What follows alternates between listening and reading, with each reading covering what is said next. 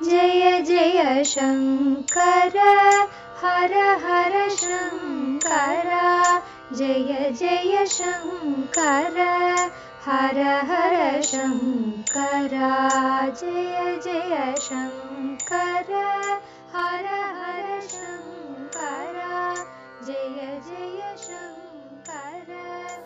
குரு தெய்வத்தின் குரல் 5ஆம் பாகம். குருமூர்த்தியும் திரிமூர்த்திகளும். பிரம்மாவுக்கு மட்டும் ஏன் விலக்கு தொடர்கிறது?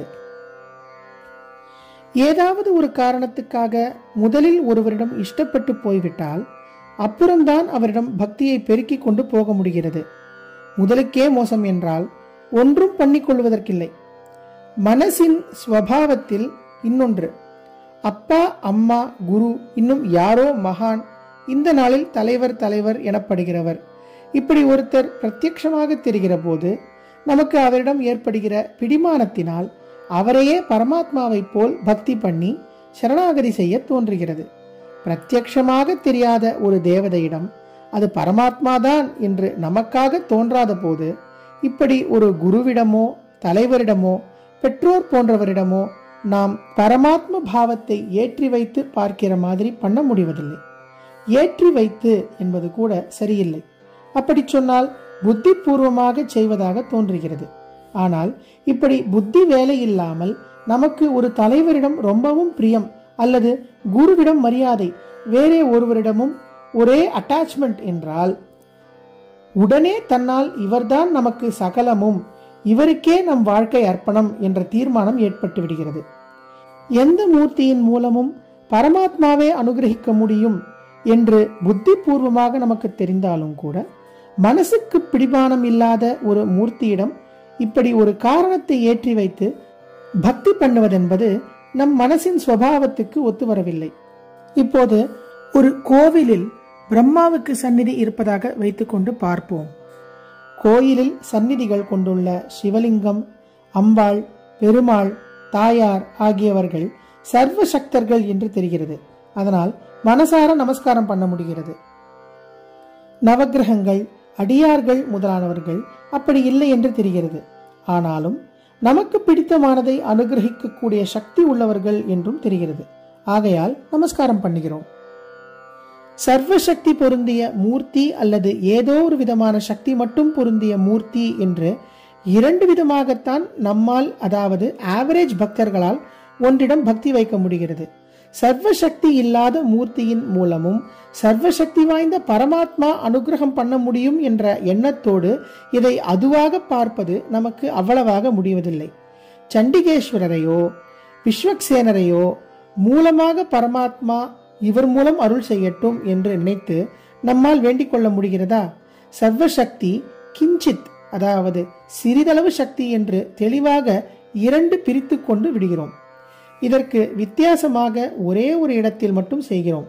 ஆச்சாரிய புருஷர்களின் பிம்பங்களை பார்த்தால் நம்மை பொறுத்தமட்டில் நமக்கு பிரம்ம கோடியாகவே இருந்து அனுகிரகிக்க கூடியவர்கள். பரமாத்மா பல ரூபங்களில் குறிப்பாக இப்படி நம்மிடம் சுலபத்தில் வருவான் என்று தெரிகிறது. அவர்களை நமஸ்கரிக்கிறோம். அதாவது பிரம்ம கோடி என்று தெளிவாக ஒரு பிரிவை சேர்ந்தவர்கள், அப்படி இல்லை என்று தெளிவாக ஒரு பிரிவினர், நம்மை பொறுத்த மட்டில் அப்படி இருக்கிறவர்கள் என்று ஒரு பிரிவினர் இருப்பதாக பார்க்கிறோம்.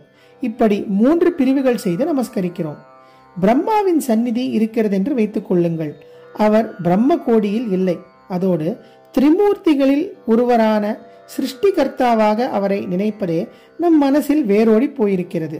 புராண காலங்களில் அவரை முதலில் பிடித்து அவர் மூலமாக பிரம்ம கோடிகளை பிடிக்கலாம் என்ற அபிப்பிராயம் இருந்திருந்தாலும் அப்புறம் பகுகாலமாக லோகத்தில் கலிபாதை ஜாஸ்தியாகி அதனால் ஜன்மா என்பதே ரொம்ப வெறுத்து கொள்ள வேண்டி ஆனதினாலோ அல்லது வேறே காரணத்தினாலோ பிரம்மாவிடம் பக்தி குறைந்து, எனவே அவரை கொண்டு ஈஸ்வர கோடியை பிடிப்பதென்பது மறைந்து போயிருப்பது வாஸ்தவம்.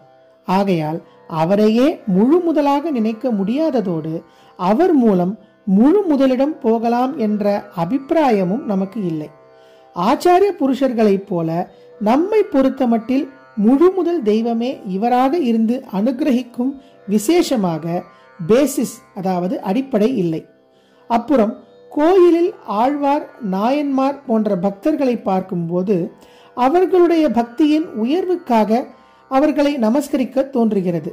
பிரம்மாவானால் இப்படி பக்தர் என்று விசேஷமாக சிறப்பிக்கப்படும் அடியார் கோஷ்டியிலும் சேரவில்லை. மற்ற கிஞ்சித் சக்தி மூர்த்திகளை, அதாவது ஸ்வல்ப சக்தி படைத்த தேவதைகளை அவரவருக்குள்ள சக்திக்காக நமஸ்கரிப்பது போல இவருக்கும் பண்ணிவிட்டு போகலாமே என்றால் இவருடைய சக்தி என்ன? சிருஷ்டி செய்வது. அதாவது நமக்கு ஜன்மாவை தந்து தலையெழுத்து கர்மம் என்று தலையில் அடித்துக் கொள்கிறோமே, அதை பழைய ஸ்டாக்கிலிருந்து இந்த ஜென்மாவில் அனுபவிக்க வேண்டியது இவ்வளவு என்பதை எழுதிவிடுவது. அதோடு அவர் வேலை முடிந்தது. அதற்கப்புறம் அவர் நமக்கு செய்யக்கூடியது எதுவுமே இல்லை. ஒவ்வொரு சாஸ்திரத்திலும் சயின்ஸிலும் விதிகள் என்று பலவற்றை சொல்கிறோம். அவை மாற்ற முடியாத நியதிகள் தானே, ரூல்கள் தானே. மாற்ற முடியாததாக நம் தலையின் விதியை எழுதும் பிரம்மாவுக்கே விதி என்று பெயர் இருப்பதால் அவரும் சுதந்திரமாக நமக்கு எந்த அனுகிரகமும் செய்ய முடியாத ஒரு ரூல் மாதிரி தான் இருப்பதாக தோன்றுகிறது. ஆகையினால் அவரிடம் பக்தி பொங்கிக் கொண்டு வரும்படி எதுவுமே நமக்கு இல்லை. கிஞ்சித் சக்தி உள்ளவரானாலும் நம்மை காட்டிலும் எவ்வளவோ பெரிய சக்தர் தானே, அதற்காக ஒரு நமஸ்காரம் பண்ணிவிடலாமே என்றால் இங்கேதான் அவர் மற்ற எல்லாருக்கும், எல்லா தேவர்களுக்கும் வித்தியாசமாக பெக்யூரியராக இருக்கிறார். அது என்ன? இவர் ஒருவர் மாத்திரம் பிரம்ம கோடியாக இல்லாமலே அப்படி இருக்கும் சிவ விஷ்ணுக்களுக்கு சமதை மாதிரியும் திரிமூர்த்திகளில் இருக்கிறார். சிவம் என்கிற பேரில் சர்வசக்தராக இருப்பவர் கிஞ்சித் சக்தரான சம்ஹார ருத்ர மூர்த்தியாகவும், அதேபோல் சர்வசக்தி வாய்ந்த விஷ்ணு அந்த பேரிலேயே கிஞ்சித் சக்தரான பரிபாலன மூர்த்தியாகவும் இருக்கிற போது, சர்வசக்தராக நாம் தெரிந்து கொள்ளாத பிரம்மாவும் சிருஷ்டிகர்த்தாவாக அவர்களோடு மூன்றாமவராக அவர்களோடு சமஸ்தானம் பெற்றவராக காணப்படுகிறார். பிரம்மாவை சிருஷ்டிப்பதற்கு அதிகமாக எந்த சக்தியும் பெற்றவராகவோ நமக்காக பரமாத்மாவிடம் ரெக்கமெண்ட் செய்யக்கூடியவராகவோ பார்க்கிற பார்வை நமக்கில்லை. பரமாத்மாவின் கட்டளைப்படி நம் கர்மப்படி ஜன்மா தருபவர் என்பதோடு அவரை முடித்து விடுகிறோம். அதே சமயத்தில் விஷ்ணு, சிவன் ஆகியவர்கள் விஷயத்தில் எப்படி இருக்கிறது? விஷ்ணு என்று நினைத்த மாத்திரத்தில் சாக்ஷாத் பரமாத்மா சர்வசக்தி வாய்ந்தவர் என்றுதான் தோன்றுகிறதே ஒழிய பரமாத்மாவின் அதிகாரிகளில் ஒருவராக நம்முடைய கர்மாப்படி ஜீவ யாத்திரையில் கணக்கு தீர்க்கும் பரிபாலகர் என்று சின்னதாகவா நினைக்கிறோம்? அப்படியே சிவன் என்றால் பரம்பொருள், எல்லாம் வல்லவர், எல்லாமும் தர வல்லவர் என்றுதான் தோன்றுகிறதே ஒழிய சாவை தருபவர் என்றா தோன்றுகிறது? இப்படி தோன்றினால் அவருடைய கோவிலுக்கு போகவே மாட்டோம். திரிமூர்த்திகளில் பரிபாலனமும் சம்ஹாரமும் செய்பவர்கள் என்பதை கருத்தில் கொள்ளாமல் சகலமும் செய்ய வல்லவர்கள் என்பதையே நினைப்பூட்டும் சிவன், விஷ்ணு என்பவர்களோடு திரிமூர்த்திகளில் சிருஷ்டிப்பவராக மட்டுமே நம்மால் நினைக்க முடியும் பிரம்மாவை சேர்த்தால் நம்முடைய ஆவரேஜ் மனநிலையில் குளறுபடியாகிறது. இவர் எங்கே அவர்களுக்கு நடுவில் போய் சமதையாக நின்றார் என்று தோன்றுகிறது. இப்போது தோன்றுகிறதோ இல்லையோ, ஸ்தூலமாக அவருக்கும் கோவிலில் முக்கியமாக இடம் கொடுத்திருந்தால் அவரை பார்க்கிற போது ஆண்டவனாகவோ அடியாராகவோ ஆச்சாரியராகவோ எப்படியும் வைத்து பார்க்க முடியாத அவரை பற்றி இப்படி வேறு பிரம்ம கோடிகளோடு இவர் எப்படி சமதை என்ற கேள்வியும் வரலாம் என்றுதான் அவருக்கு கோயில் இல்லாமல் வைத்து விட்டார்கள் போலிருக்கிறது. இப்படியும் ஒரு காரணம் இருக்கலாமோ என்று தோன்றியதை சொன்னேன். நம்மால் முழு முதல் தெய்வமாக மதிக்கப்படும் சிவ விஷ்ணுக்களுக்கு சமதை மாதிரி இவர் எப்படி இருக்கலாம் என்று கேள்வி வந்துவிட்டால் அப்புறம் நம்மை விட அவர் எப்படியும் பெரிய சக்திமான் தானே என்ற அளவில் அவரிடம் மரியாதை பாராட்டுவதில் கூட ஒரு ரிசர்வேஷன் வந்துவிடும். இதற்கு இடமே கொடுக்க வேண்டாம் என்றுதான் அவருக்கு கோயிலில் இடமில்லை என்று வைத்திருப்பார்கள் போலிருக்கிறது என்று தோன்றியதை சொன்னேன். இதர தேவதைகள் அநேகரை விட பிரம்மா குறைந்து போய்விடவில்லை தான். ஆனால் நாம் அவரிடம் நிறைந்த பக்தி செலுத்த முடியாதவர்களாக இருக்கிறோமே. கோவில் என்று ஒன்று அவருக்கு கட்டி வைத்து விட்டால் ஜனங்களுக்கு போக தோன்றும். அதற்காகத்தானே கோயில் கட்டுவதே. ஆனால் போய் அவரை தரிசனம் செய்தால் அவரிடம் பொங்கிக் கொண்டு பிரேமை பக்தி வருவதாக இருக்காது. யாருக்காவது பிரம்மாவிடம் பக்தி என்று கேள்விப்பட்டிருக்கிறோமா? விசேஷமாக பக்தி வராவிட்டால் போகிறது. சித்திரகுப்தன் மாதிரியானவர்களிடம் மட்டும் பெருசாக பக்தி வந்து விடுகிறதா என்ன என்றால் அங்கேயெல்லாம் கேள்வியும் வருவதில்லையோ இல்லையோ. அதனால் நம்மை விட நிச்சயம் பெரியவர் என்று ஒரு நமஸ்காரம் செய்துவிட முடிகிறது. இவரிடம் மட்டும் கேள்வி சிவ விஷ்ணுக்களோடு இவருக்கு எப்படி சமஸ்தானம் என்று. அவர் அப்படி சமஸ்தானம் கொண்டாடாமலே இருக்கலாம். அவரை குற்றம் சொல்ல வேண்டாம்.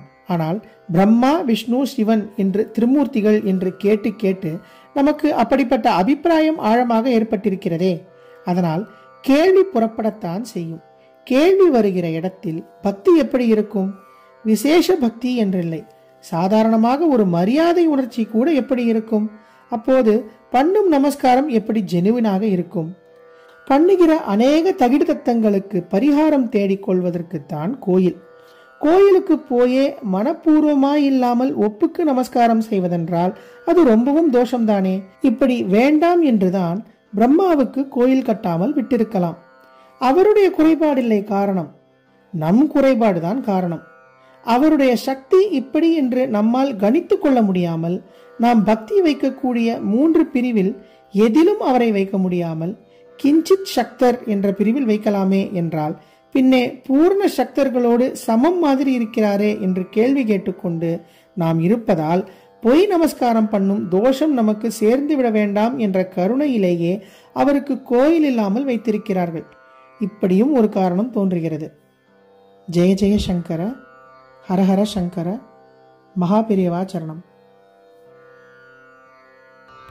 जय जय शंकर हर हर शंकर, जय जय शंकर हर हर शंकर, जय जय शंकर.